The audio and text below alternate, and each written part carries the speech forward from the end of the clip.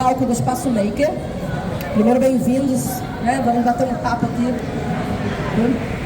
Estamos recebendo Antônio Carlos Viana para falar um pouco sobre os mitos, os deuses e os heróis de diferentes povos e como é que isso é representado no cinema e na mitologia. A gente vai perceber que os povos, né, têm muitas conexões, mesmo que às vezes não se encontrem fisicamente, né? Muitos mitos conversam uns com os outros e é um pouco sobre isso que a gente vai falar. Antônio Carlos é antropólogo, servidor aposentado, antropólogo e também dirigente de um templo de Umbanda e vai trazer aí esses vários olhares. Eu gostaria de contar também com as visões de vocês. Antônio Carlos, muito bem-vindo. Muito obrigado, Vivi. Aliás, muito obrigado pelo convite e parabéns pela organização aí do evento, desse Espaço Maker. Está espetacular. Muito obrigada. Alô? Isso. Fica à vontade, o espaço é seu. Então vamos lá. Na verdade, a humanidade de cada cantinho do planeta Terra tem os seus mitos, tem os seus heróis, tem as suas lendas, né? Suas fantasias. E a ideia é mostrar um pouco dessa diversidade e mostrar que eles foram os inspiradores desses super-heróis de todos os tempos do cinema. Então vamos lá. Em primeiro lugar, vamos falar de mitologia, então temos que saber o que é mito. Então mito é relato fantástico de tradição oral, geralmente protagonizado por seres que encarnam as forças da natureza e os aspectos gerais da condição humana. Lenda. Também pode ser narrativa acerca dos tempos heróicos que geraram e guardam um fundo de verdade. Alguém percebeu, alguém percebeu semelhança dessa definição com muito do que a gente tem visto hoje nos cinemas? Quem conhece algum personagem, volta o slide, quem conhece algum personagem que conversa com essa referência que ele colocou aqui? Me empresta aqui. Tá voltando. Às vezes ele é mais lentinho para voltar. Né? Quem me diz um nome, né, de algum personagem que vocês conhecem que dava para se enquadrar aqui? Vocês aí atrás têm certeza que sabem. Olha aqui, ó. Relato fantástico de tradição oral, protagonizados por seres que encarnam as forças da natureza e os aspectos gerais da condição humana. É uma lenda. Tem algum mito que vocês conhecem que tem força da natureza? Não estão lembrando? Eles lá atrás. Vocês aqui. O Thor, né, tem a força lá do trovão, né? A tempestade, enfim, vamos... Muito bem, vamos falar um pouco sobre isso. Opa, tá aí. Desculpa. Quer que eu vá?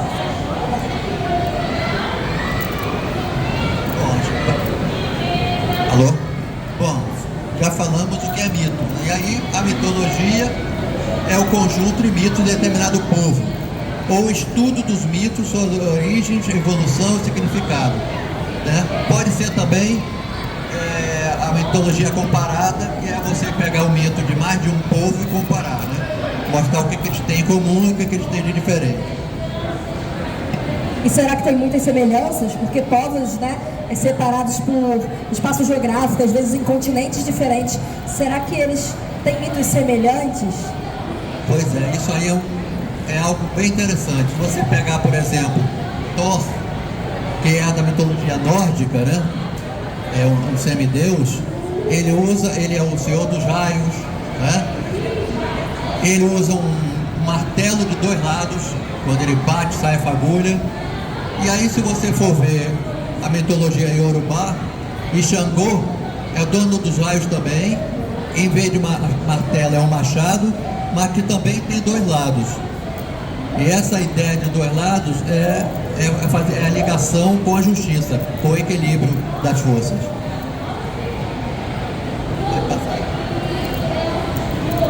Aí agora a mitologia iorubá, né? É uma mitologia africana.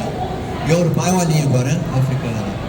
Então, com o passar do tempo, ela ganhou o mundo e atualmente, de acordo com o Instituto Iorubá, é praticado por mais de 100 milhões de pessoas em diversos países, inclusive no Brasil, né? Tem na América Central e tem no Brasil também. Então essa cultura iorubá, ela no Brasil está mais concentrada no candomblé Jeje Nagô. Aliás, Nagô, né? Então, Jeje Nagô. Jeje Nagô. Muitas pessoas da cultura iorubá, trazidas da África para a Bahia, receberam o nome de Nagô, termo usado pelos franceses para designar os africanos da costa dos escravos, que falavam a língua iorubá. Então os franceses começaram a chamar aqueles falantes de iorubá de Nagô. A grande diferença é que os jejes eram provenientes do reino de Daomé. E aí nós vamos ver quem são os deuses iorubás ou orixás, que é o nome que os iorubás dão a seus deuses. Pode passar. Aí é um deles, ó. Nós temos aí Oxaguian e Oxalufã.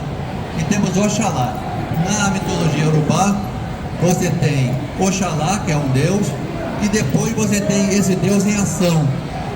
Quando ele está guerreando, ele é Oxaguian. E quando ele está sereno, dono e senhor da situação, ele é Oxalufã. Mas é o mesmo Oxalá. E na Umbanda há um sincretismo de Oxalá com Jesus Cristo.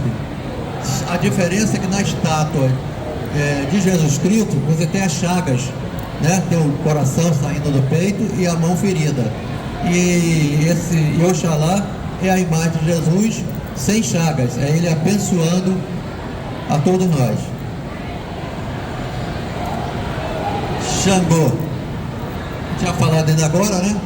Que o Thor tem um martelo dos dois lados e Xangô tem um machado dos dois lados, representando a justiça.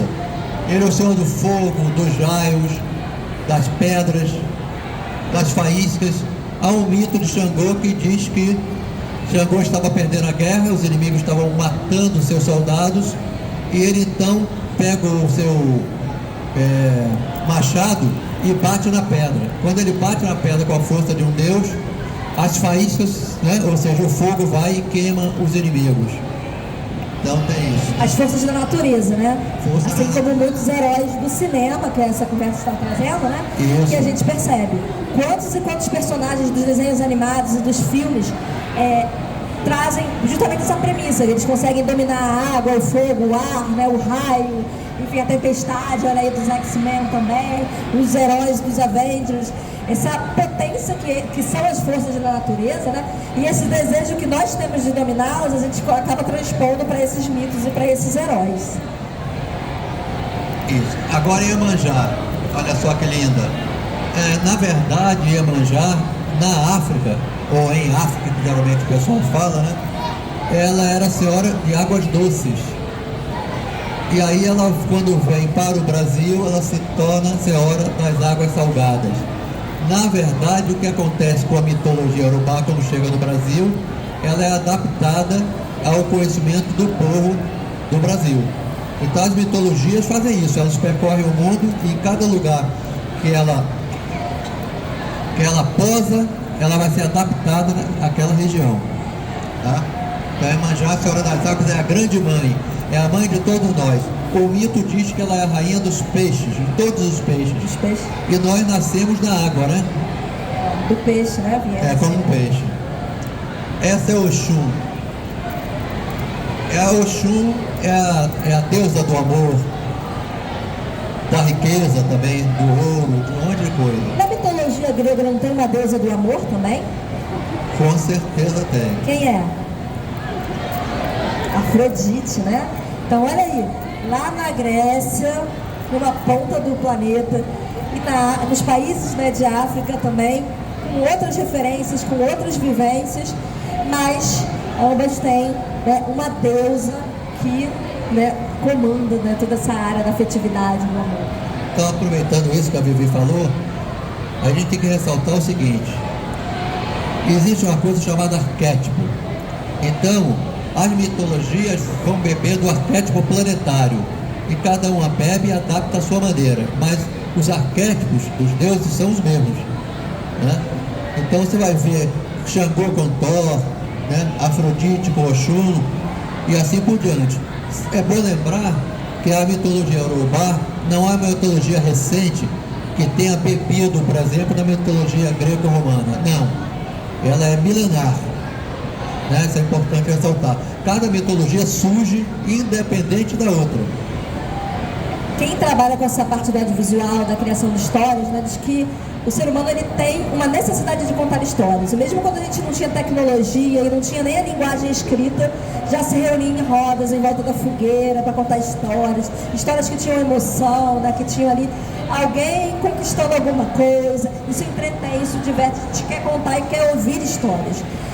No ramo do audiovisual, os arquétipos são utilizados para a construção dos personagens, né? Então, qual ou quais arquétipos vão ser utilizados, isso é algo que é pensado pelos roteiristas, né? Por quem cria esses personagens. Porque isso tem muito a ver com qual vai ser o papel dele nessa história, onde que ele entra, qual é a contribuição que ele traz, ou os desafios que ele vai enfrentar durante essa narrativa. E, com certeza, tanto a literatura quanto o audiovisual bebem muito desses arquétipos que vêm da mitologia. A gente consegue perceber essas referências muito da mitologia grega e até da nórdica, né? E muito também dessa mitologia iorubá, embora muitas vezes isso seja negado ou ignorado no sentido de não saber que a gente está trazendo esses elementos. Então é importante a gente mostrar que esses saberes, né, eles coletivamente eles são construídos dentro de um imaginário global, não é isso? E acabam vindo. Lindíssimo, né? Agora, eu vou lembrar que os personagens de quadrinho, eles não imitam, não são exatamente aquele personagem representando um determinado deus. Normalmente, os personagens pegam uma propriedade, uma capacidade de um deus e às vezes pega de outro. Isso é interessante, se a gente ficar observando vai ver. E esse aqui ele tá o deus, aquilo ali já é do outro deus. E às vezes até de mitologia diferente, né? O que tem estado na moda, muito na moda, é a mitologia nórdica, né? Bastante. Por conta desses deuses dos Avengers e tudo mais. Mas é importante a gente perceber que tem uma riqueza enorme, né, de mitologia que a gente pode beber também. Quem está criando histórias, a gente está num evento que pulsa literatura, né, e criatividade, vamos buscar essas referências riquíssimas também, que inclusive conversam com a nossa ancestralidade, com as nossas vivências, né? Então é importante observar isso. Olha aí, outro deus, né? Aí no caso deuses, Ipege é deus Yorubá, são irmãos gêmeos, né? E aí você tem também essa mistura de Umbanda e Candomblé, né? Então você tem Ipege e Herê, esses dois são africanos. E aí isso vira as criancinhas, né, dos terreiros de Umbanda. E dentro da Umbanda esotérica e iniciática, você tem um termo, uma palavra sagrada chamada Iori, que foi revelado por um escritor em 1955 e que tem a correspondência justamente com esses gêmeos. Aí, na Umbanda, para diferenciar, ela então tem, ali seria Cosme e Damião, os gêmeos, né, na Umbanda, mas entra um, porque diferencia da Igreja Católica, tem um terceiro, que é o Dorum. Mas é interessante também, porque a gente fala das mitologias de determinadas localidades, mas as diferentes religiões também incorporam, né, essa parte da cultural mesmo, para explicar o mundo, né? Então, quando vem os santos, as divindades, desde, né, daquelas religiões ou daquelas expressões, dessas conexões, né, sagradas, que se tentava, o homem, né, a humanidade, tentava explicar o mundo a partir de Deus, o Deus Sol, né, o Deus da água, porque é tudo tão poderoso, a única explicação pode ser, né, ver a nossa imagem e semelhança. Então, a Igreja Católica também traz, né, o católico, a questão do Cosme e Damião, né, que vai conversar aqui, a gente vai adaptando para as realidades de cada crença, né? É verdade. Agora é importante lembrar, porque essas coisas acabam muitas vezes sofrendo distorções, né? Má interpretação e tudo. Então as crianças que trabalham nos terreiros de Umbanda, que é como se fosse uma derivação, né, desses deuses, não são crianças que viveram na Terra e que, portanto, usam isso. Aliás, voltando, você tem várias interpretações. Você vai entrar no terreiro de Umbanda e vai ver as crianças agindo como criança, chupetinha, balinha e tal. Você vai entrar em outro terreiro e tem um conhecimento mais esotérico e ele vai dizer, não, a criança do terreiro, representa o amor, a pureza, mas não são crianças de verdade, são espíritos muito antigos, né? Mas vem com aquele jeito de criança para poder conquistar, para fazer a pessoa abrir o coração e ela poder então entrar no karma da pessoa e poder ver o que pode ser consertado ou melhorado, né? Mas existe todo o livro sagrado e mitologia tem várias interpretações, uma da linguagem direta e pelo menos mais duas com linguagens mais abstratas. Então cabe o olhar da pessoa reconhecer um desses estágios do mito, na história dos livros sagrados. Ogum, o grande Ogum, né? É a divindade, olha que interessante, divindade do ferro e da guerra. E também é a divindade da água e, em segundo plano, do fogo. Tinha que ter fogo, né? Como é que você vai derreter o ferro, né? Então ele é o senhor da mitologia, da metalurgia, forte e aventureiro. Então a gente pede sempre que Ogum possua seu escudo nos proteja e com a sua espada afaste os inimigos. Aí essa divindade Yorubá, ela é sincretizada com São Jorge na mitologia católica. Agora é bom lembrar sempre, São Jorge não é Ogum e Ogum não é São Jorge. Ogum é uma força, uma potência, né? É um Deus. Talvez São Jorge tenha sido um Ogum, que é diferente de ser Ogum, tá? Mas não estou diminuindo não, São Jorge é muito querido, especialmente no Rio de Janeiro, e é potente. Ele carrega multidões aí, então a gente...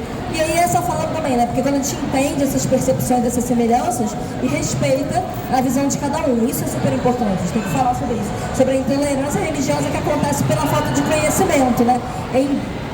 Embora vai junto, né? Tá todo mundo tentando se conectar com o que é sagrado, né? E com o que te faz se encontrar, né?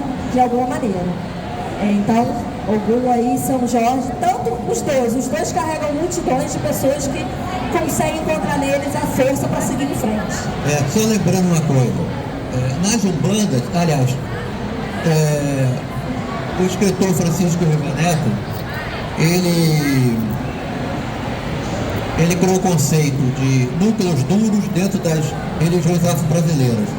Núcleo duro é aquilo que determina se aquilo é um candomblé, é uma umbanda ou é uma encantaria. Então, no núcleo duro do candomblé, você tem candomblés, né? No núcleo duro das encantarias, você tem Jurema, tem Babaçoê, tem várias encantarias.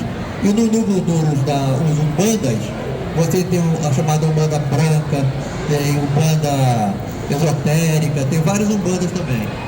E aí a interpretação do sagrado vai ser de acordo com cada escola. O que determina a escola é porque cada escola interpreta o sagrado de maneira diferente. Então você vê várias escolas de Umbanda.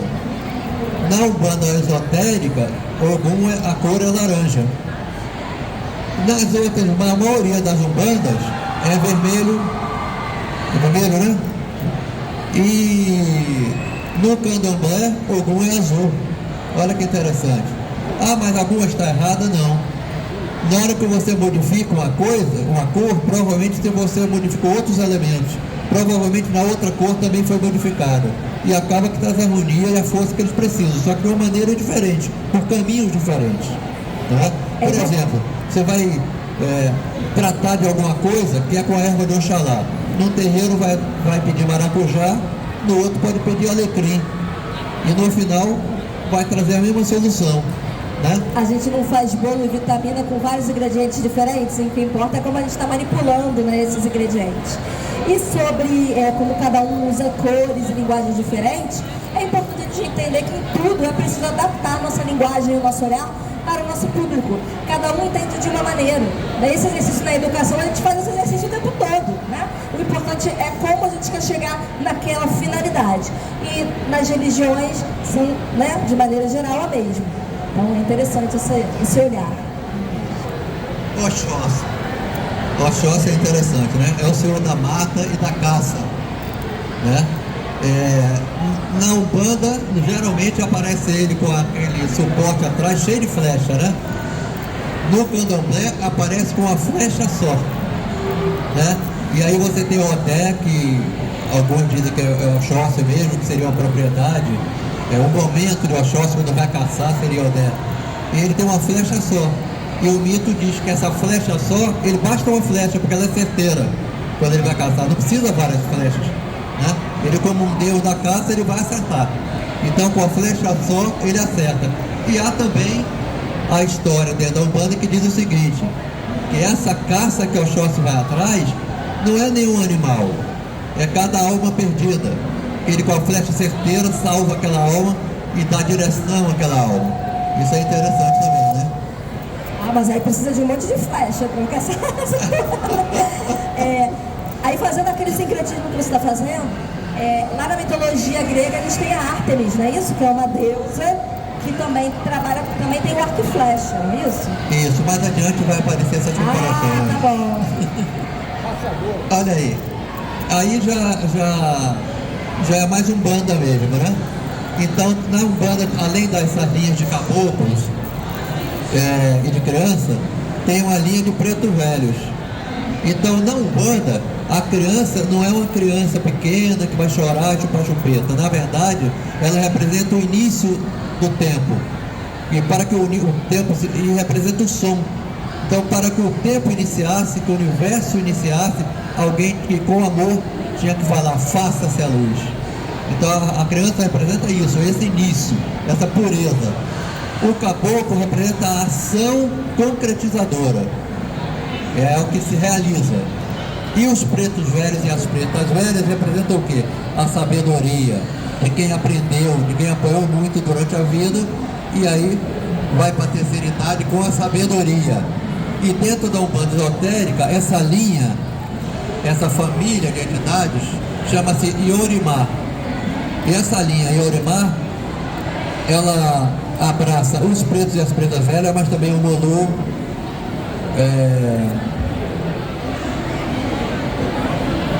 o Baluaê, Zapatá, tudo isso está dentro dessa linha dentro da Umbanda. Isso é a Umbanda esotérica que enxerga desse jeito. Como eu sou ligado à Umbanda esotérica e Umbanda iniciática, muita coisa que eu falar é porque é dessa linha, não significa que as outras estão erradas, não. As outras estão certas na maneira de pensar e agir. Esse, para mim, é o grande orixá, Exu. Então, ele é o mensageiro entre as divindades e os homens. Ou seja, se não houvesse Exu, nós não estaríamos tendo acesso a Oxalá, Iemanjá, Xangô, a ninguém. É através dele, né? Então é ele que também transporta as energias da oferenda e leva para onde deve ser levado.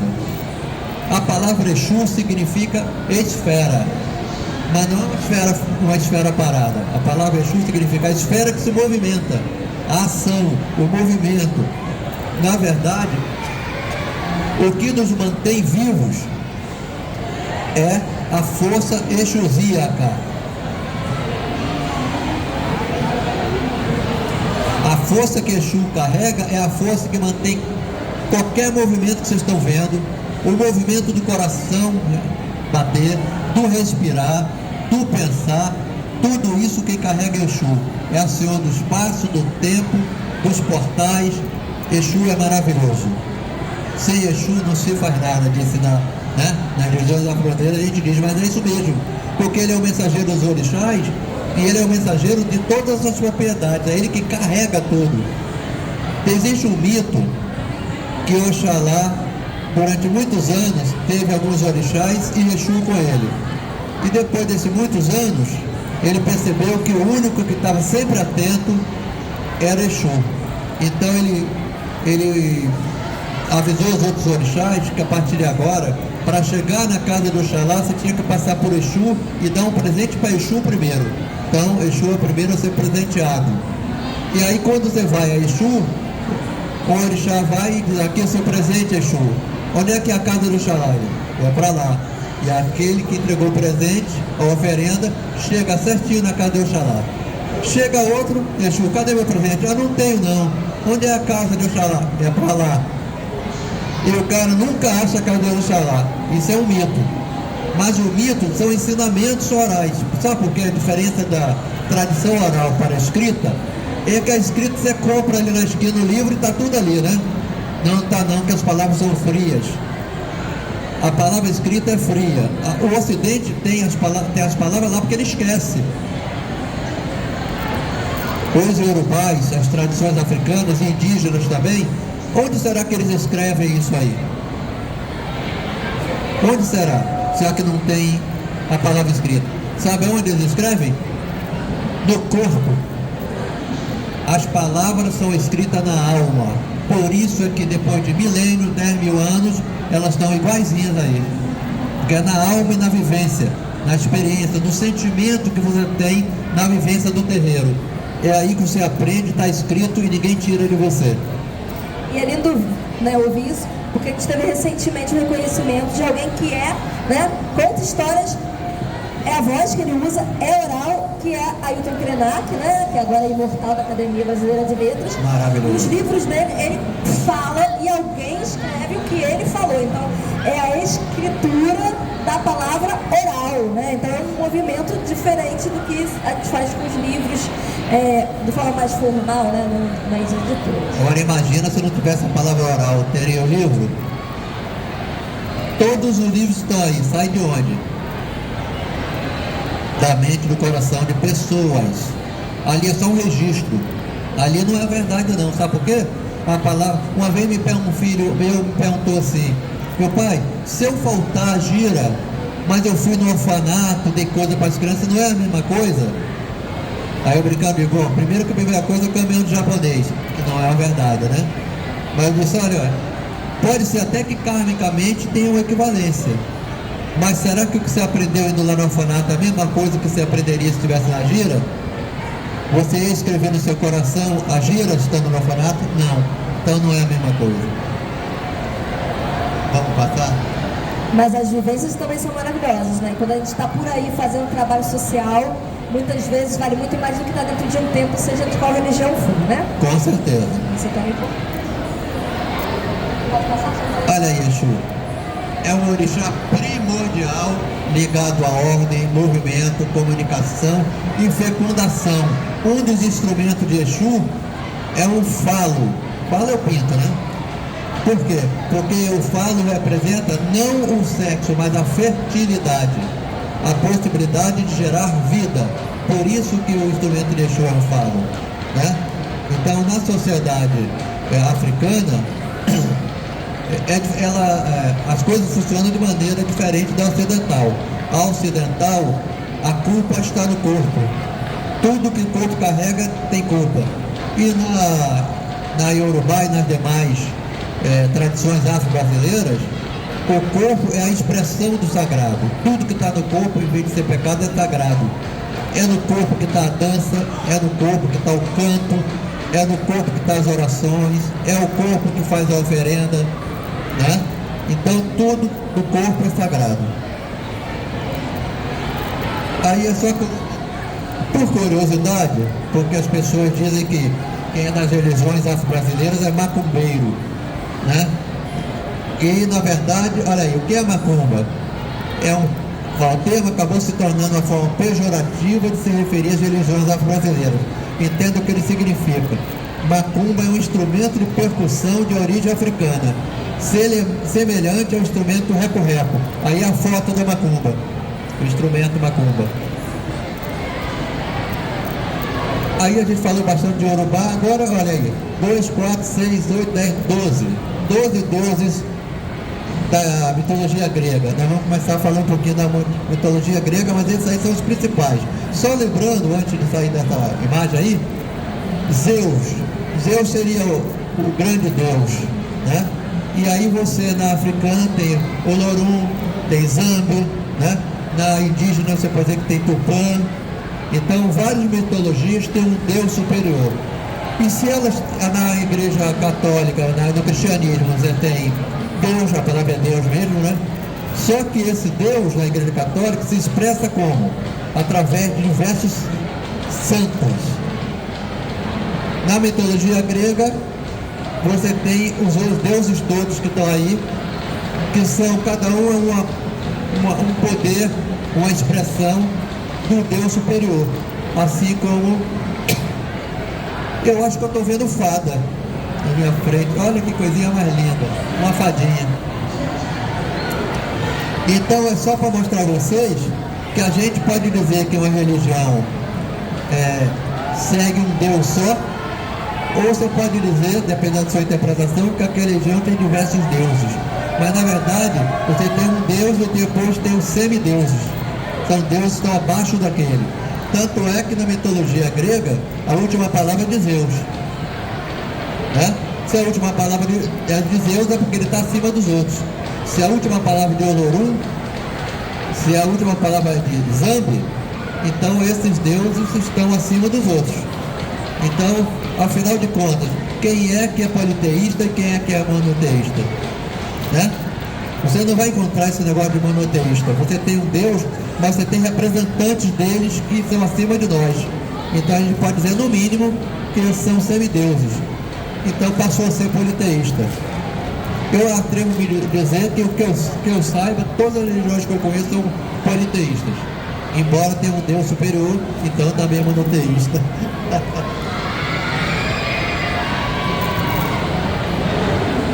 Olha aí, ó.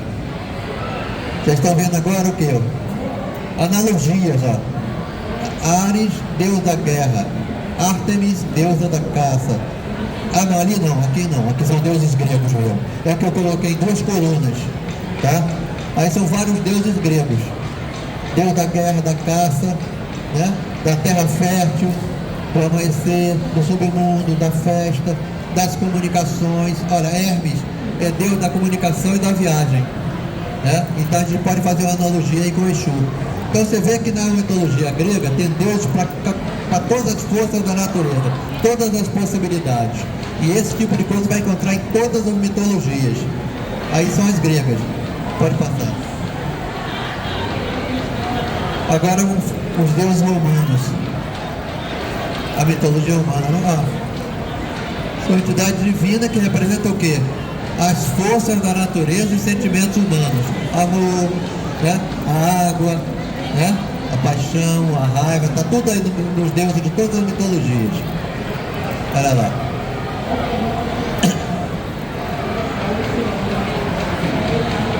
Agora nós vamos entrar numa comparação entre os deuses romanos e os deuses gregos. Olha aí. O deus romano, Apolo. Qual é o deus grego? Apolo. Deus romano, Baco. Dionísio é o deus grego. Os dois são do deus do vinho, das festas e do delírio místico. Aí entra Carmenta, não tem um correlato grego. Mas o deus romano Ceres tem um correlato deus grego que é Deméter. Tá lá, os frutos da terra, tá? E assim por diante, ó. Cupido em Roma, na Grécia, Eros, o deus do amor, né? Diana, romana, é Ártemis, em grego, deusa da lua, da caça, da castidade. E assim por diante. Vamos para a próxima página. Ó, continua, tá? A primeira coluna é romano, deuses romanos, e na segunda, gregos. Olha lá, Júpiter, o deus romano, tem o equivalente na Grécia que é Zeus. Olha lá, rei dos deuses. Então ele está acima dos outros deuses, né? Então o deus de Roma, no caso do deus romano, considerado o deus do céu, da chuva, da luz, do raio, de tanta coisa. Marte, tem Ares na Grécia, pai de Roma, do povo romano, é o deus da colheita e da guerra. Mercúrio, equivalente a Hermes, mensageiro dos deuses. Do comércio, Exu também, além de ser mensageiro dos deuses, é do comércio também. Das estradas também, né? E aí vai mais deuses, né? Pode passar. Agora a mitologia egípcia. Na verdade, eu não vou me aprofundar em nenhuma mitologia, mas é para mostrar a vocês que várias partes do mundo têm as suas mitologias, e que elas são mais ou menos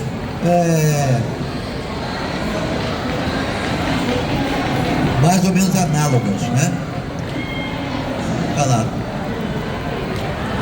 O Deus Criador, né? Amém. Muitos representados por imagens de animais, né? Isso. Ou de elementos da natureza também. Isso. Sol, sapo, olha, porco, cão, né? Cavalo, olha ali. Então, como é que eles estão? Isso. Repare a propriedade deles, que é sempre similar em todas as mitologias. Pode passar.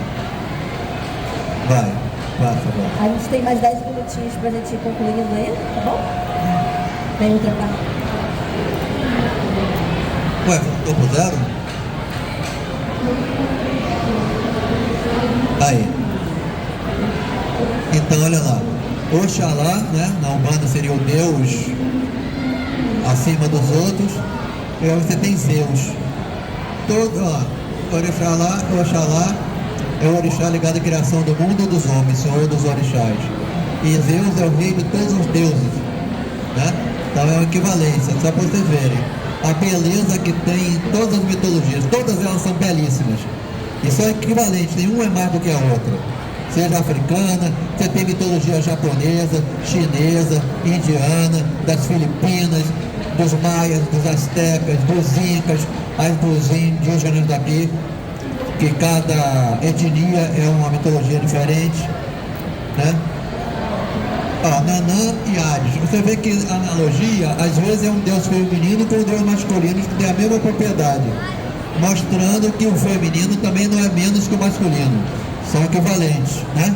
Então o orixá feminino mais velho é Nanã. É comum nos terreiros até chamar de véia, né? Minha velha, porque Nanã é velha e é preta, né? Claro, é uma mitologia africana e ela possui ligações com a morte. Isso é interessante, né? Que Hades é o deus do mundo dos mortos. Iemanjá, o orixá das águas, mãe de muitos outros orixás, e é considerado mãe da humanidade. E Poseidon, deus dos mares. Xangô e Atena, olha lá. Xangô, orixá do fogo e trovão, protetor da justiça. E da justiça, né? E Atena, deusa da sabedoria, guerra e justiça. Você vê que não são iguais, né? Tem propriedades que está em outro deus, isso vai variando. Oxum e Afrodite, essas são belíssimas, né? O sentido da existência dela, aliás, elas não existem, elas são. Nós é que existimos. Há uma diferença. Oxum, orixá das águas doces, do ouro, da fecundidade, do jogo de búzios e do amor. Jogo de búzios, Meridi Logum, né? Quem faz é outra história. Afrodite, deusa grega da beleza e do amor. Ogum e Hefesto. Ogum é o orixá do ferro, guerra, fogo e tecnologia. E Hefesto é deus do fogo, dos metais, da metodologia e conhecido como ferreiro divino. Dentro dos gregos, porque dentro dos iorubais, o ferreiro divino é Ogum mesmo. Yansan, orixá feminino dos ventos, relâmpagos, tempestades. E o filho de Poseidon é deus de todos os ventos. Isso é importante porque nós estamos numa sociedade ainda muito preconceituosa e que acha que tudo que é ocidental, europeu, é superior às demais culturas. E isso é um erro, uma doença que tem que ser curada, né? Então eu estou mostrando que nas mitologias há analogias a deuses equivalentes, com as mesmas potências. Então Oxóssi é o orixá da caça e da fartura, e Artemis, deusa da caça. E mais um detalhe com relação aos preconceitos, olha só, o deus que de um lado é masculino, do outro lado é feminino, e às vezes é o contrário. A equivalência entre os homens, as mulheres e quem quer que seja, né? Sua escolha. Vamos lá. Olha lá. Exu e Hermes. Exu, orixá guardião dos templos, encruzilhadas, passagens, casas, cidade, pessoas e portais também. Mensageiro divino dos oráculos. E Hermes, mensageiro e intérprete da vontade dos deuses, é também deus dos viajantes comerciantes, que Exu também é deus dos comerciantes. Você já parou para se perguntar de onde surgiu inspiração para tantos super-heróis do mundo dos quadrinhos? Entre centenas de mocinhos vilões, heróis e heroínas, figuras marcantes como Thor, Hércules e Super-Homem foram tiradas de mitologias e contos mais antigos, que muitas das histórias estreladas por eles. Aí você tem Na página da DC, né? Isso. Então você tem a comparação, por exemplo, que o Super-Homem é o nível de Jesus. Você repara que o Super-Homem é o bonzinho, é o certinho, né? E aí que vem trazer a lei. Então eles fazem comparação e depois fogem um pouco para não ficar igual, né? Porque seria vergonhoso. Então não vai ter herói igualzinho. Exceto poucos que o herói é o próprio Deus. É o caso de Thor. Aí vai ser igualzinho porque é Thor mesmo, né? Mas quando não tem o nome do Deus, eles pegam algumas propriedades e disfarçam. É porque também literatura e roteiro é sobre isso, né? Liberdade artística de você misturar tudo que fizer sentido, que for atrativo. Isso tá a beleza da gente aplicar nossa criatividade, não é verdade? Com certeza. E alguns personagens, assim como alguns da mitologia aqui, eles são personagens mais complexos, né? Que eles trazem sentimentos e elementos que muitas vezes se contrapõem de alguma maneira, né? Mas que andam juntos para concretizar algo, né? Com certeza. E também nos heróis, muitas vezes, eles transformam o herói mais humano do que o próprio Deus. Isso já vai trazer diferenças também, fraquezas. Olha lá. Não é segredo para ninguém que um dos maiores heróis da atualidade é baseado em um deus da mitologia nórdica, o poderoso Thor, além de um dos fundadores de Vingadores. Foi cultuado por muitos anos entre os vikings germânicos como o deus dos trovões, raios, chuva, força, do carvalho sagrado e até da fertilidade e da proteção aos homens. Ele foi criado em 62, olha lá, por Stan Lee. O herói carrega consigo muitos traços da mitologia, como Ragnarok, que é o fim do mundo para os deuses. Loki, outro deus da mitologia, conhecido pelas brincadeiras e piadas, e Odin, seu pai. Os super-heróis dos desenhos e filmes são representações dos antigos deuses da mitologia? São ou não são, né? São inspirados, né? Mas não são exatamente cópias, é disso que você está falando. Isso. Hércules. Quem não viu o filme? Alguém aí já viu o filme Hércules? Ou a animação, né? Tem vários. Olha lá. Hércules, filho de Zeus. O semideus grego está presente em várias narrativas mitológicas e fictícias. E temos aqui em destaque sua presença na Marvel Comics, onde ele surgiu originalmente como o rival do Thor, o deus do trovão. Então, mais uma vez, né, bebendo na mitologia. A imagem é mais ou menos essa, do Thor que a gente vê no cinema, né? Repara o martelo dele. Diferente do martelo que a gente usa, que só tem um lado, né? O outro lado é outra coisa. O martelo de Thor, os dois lados são iguais. Isso aí tem o sentido do equilíbrio da justiça. Tem que ser igual. Então Xangô é um machado, mas é machado com corte dos dois lados equivalentes, mostrando também essa justiça, esse equilíbrio presente. A Mulher Maravilha não podia faltar, né? Inclusive, você falou da Diana, que é o nome da deusa, e é o nome da personagem no filme, né? Ela é Diana.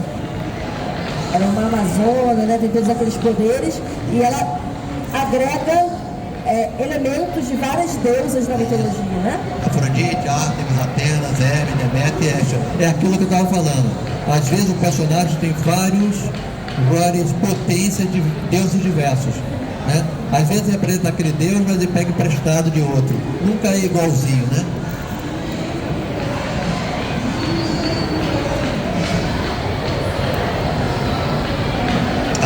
Além disso, o universo da super-heroína, que ainda é a Mulher Maravilha, é inspirado e povoado por personalidades famosas da mitologia grega, como os deuses do Olimpo e as Amazonas, guerreiras lendárias integrantes de uma sociedade formada unicamente por mulheres, né? E aí aparece outra vez, quando ela se mistura nas histórias, porque são duas grandes empresas pegando esses personagens todos. Então você vai ver que o personagem entra na história do outro e de repente, o que esse Deus está fazendo aqui junto com a Mulher Maravilha? Mas é por causa disso, né? Para enriquecer a história. Shazam. né? O Shazam, na história, tem até uma história que é um adolescente, é uma história meio cômica, né? Mas o Shazam originalmente não era cômico, não. E ele inicialmente chamava-se Capitão Trovão e depois virou Capitão Marvel, né? Pode passar. Olha lá, os super-heróis são, em essência, reinterpretações de mitos e lendas clássicas. E como é reinterpretação, alguma coisa muda, né? Deuses caminhando entre os mortais. Porém, a Marvel Comics fez apresenta algum panteão específico nos quadrinhos, sempre como seres superpoderosos que de alguma forma conseguiram entrar em contato com a raça humana e passaram a ser adorados por eles. Como é que chama? A teoria dos antigos, o negócio dos antigos do quê? Enfim. Agora, aí são deuses nórdicos, né? Já falou de alguns aqui, né? Odin, que aparece inclusive nos quadrinhos também no cinema, né? Conversando como irmãos, não sei o quê, e trabalham até a dualidade, porque são todos deuses, né? Eles trabalham ali, alguém tem que virar herói, alguém tem que virar mocinho, né? Então reforçam alguns olhares para os personagens também. Aí já são os olimpianos, gregos e romanos. Olha os deuses lá, olha a imagem dos deuses. A gente já falou de alguns também, né? Zeus, Hércules, Ares, enfim. É só para vocês verem, ó. Egípcios, olha os deuses egípcios, a mitologia egípcia. Olha o nome deles aqui embaixo, ó. Principais representantes. Indianos, olha aí os deuses indianos. A mitologia indiana também existe, tá vendo, gente? Não é só greco-romana, não. Olha lá os deuses. Ó, australianos, mitologia australiana. Ó, o nome deles estão aqui embaixo, ó. Nomes bem estranhos. Ó. Caramuru, Mamarangá, né? É difícil da gente pronunciar. 8.000 anos pelo menos. Ó. Tá, do Alasca, Canadá, Groenlândia e Sibéria. Olha os deuses lá embaixo. Pássaro da neve, Rodiak, Kadlu, Negafoque, etc. Deuses, olha aí a mitologia maia, já aqui da América, né? Olha lá, o nome deles está lá embaixo. Os Incas, olha que interessante, que beleza os deuses Incas, lindos. Tá aí o nome deles embaixo. A gente já fica curioso de ver uma batalha desses deuses, de misturar todo mundo num filme só, né? Dá para visualizar isso aqui acontecendo. Deuses astecas, olha as roupas, né? Sempre paramentados, né? Mostrando uma força física, uma potência. Capa, espada, né? Capacete. Aí são os do oeste africano, olha aí. Tupi Guarani. A riqueza que eles têm também, né, dos povos originários, trazendo também sua visão. Também tem. Tupã é o deus principal, mas olha aí os deuses aí, ó. Da beleza, etc. E tem também, eles têm os 7 monstros lendários.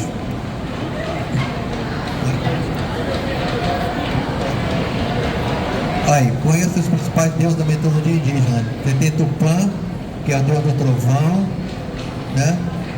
Tupã é um deus do trovão que normalmente é considerado como uma divindade suprema e criadora. Assim como Zeus, ele é visto como o pai dos outros deuses que regem o mundo. Aí tem Guaraci, deus do sol, Jaci é a deusa da lua. E tem aí nessa mitologia um deus chamado Iorupari. Iorupari, a história dele, ele nasceu de uma virgem, ele teve 12 apóstolos. Ele foi traído por um deles e o símbolo dele era a cruz. Isso há milênios antes dos europeus chegarem aqui. Agora você imagina os europeus chegarem aqui com a mitologia deles, com Jesus, e chega aqui dentro da mitologia daquele povo nu, né? Aquele povo desavergonhado, que era assim que eles achavam, tem a mesma mitologia. Apaga isso. E o Urupari tem que virar o diabo. E aí você vê muitos escritos, muito mais dizendo que o Urupari era do mal do que do bem. E o legal é que tudo isso, né, como você faz a postura aqui, alimenta o nosso folclore brasileiro, principalmente esses deuses que vêm aí da mitologia africana e da mitologia dos povos originários, que se misturam de alguma maneira e chegam aqui, né, criando esse folclore que é maravilhoso, que é lindo também, muito rico. Antônio Carlos, eu vou fazer uma última provocação, a gente precisa encerrar aqui, que a gente tem outra palestra. Como é que você concluiria aqui, que provocação que você deixa para o pessoal sobre o tema que você trouxe hoje? Primeiro, eu acho que as pessoas, especialmente os estudantes, deveriam estudar a mitologia, porque a mitologia vai te permitir perceber a potência igual de qualquer povo, seja branco, amarelo, qual for, e vermelho, todos eles têm a mesma potência. E aí cada povo desenvolve a sua sociedade de acordo com as dificuldades. O que vai mudando é essa dificuldade. Quando um povo cria um instrumento, é porque ele tem uma dificuldade específica.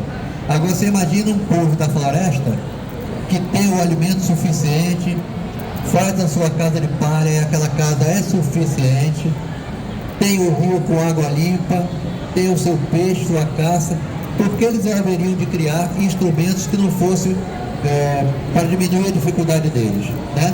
Então a gente tem que entender as mitologias e entender a história dos povos com essa visão de que as guerras e as dificuldades é que vai criando instrumentos, né? Então, assim, procurem ler principalmente as nossas mitologias. As nossas mitologias são as africanas, principalmente as africanas e as indígenas. Sem tirar o valor das outras, até porque as outras também fazem parte do nosso mundo, mas a gente, como as outras são desvalorizadas, é essa que vocês deveriam, né, direcionar o olhar. Eu acho que a maior lição é que são mitologiais, no plural. Porque a gente pensa mitologia, já associa logo a mitologia grega e esquece que existem diversas origens. Que riqueza que você trouxe aqui pra gente hoje. Muito legal como é que você fez essas conexões. A gente queria agradecer você ter aceitado o convite, feito essa pesquisa extensa para trazer pra gente essa reflexão, ampliar o nosso olhar sobre essas possibilidades inclusive para alimentar, né, as roteiros de histórias criativas, de livros, né, vamos pensar aí fora daquele que sempre é entregue pra gente, para criar histórias novas, para ampliar o olhar e o conhecimento sobre também essas mitologias, para que elas ganhem interesse e espaço nos livros, no audiovisual e no aspecto cultural, para essas histórias serem contadas também, né? Isso. E assim, eu terminei com isso aí e não entrei nisso pelo seguinte: eu acho que, como eu disse que a gente tem que estudar um pouco mais as nossas coisas, eu deixei esses títulos ali para vocês estudarem com um olhar mitológico, né? Alguém tiver alguma pergunta? Alguém fazer alguma pergunta? Se alguém quiser falar com você, como é que te encontra?